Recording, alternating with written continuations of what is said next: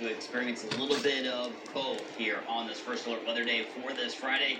Notice how we have lots of yellows and even some oranges showing up just off to our south.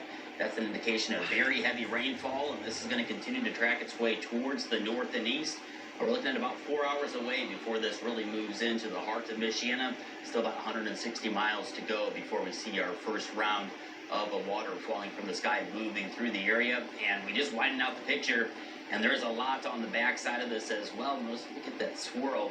That's the center of that low pressure system that is responsible for dragging this moisture here across Michiana later on today. So what's the time frame to watch? When is it really going to get kind of crummy out there where you're really going to have to slow down and remember those winter driving skills? Well, during the heart of the afternoon through the evening hours. 3 p.m. to 9 p.m. is going to be the tough travel.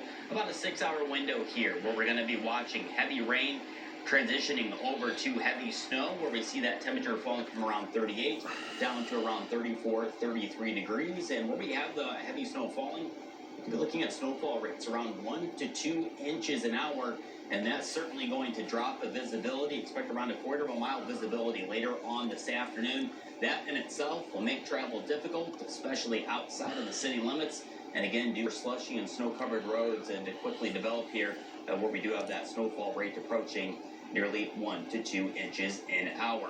And outside of that, we've got wind that's going to continue to increase, tapping into some wind gusts upwards of around 40, 45 miles an hour. I think the strongest gust will stay along and just south of US 30. So what we have on Future Track, completely quiet this morning, but watch what happens. As we head towards the afternoon hours, early afternoon, we'll see rain overspreading Michiana from south to north. Then as we head throughout the mid-afternoon hours, sometime between 3, 4, 5 o'clock is when we'll see that rain transitioning over to heavy snow. Notice how those snowflakes kind of dominate the screen there. That is what we're going to be looking at later on today. Fat flakes, lots of water with those snowflakes as well.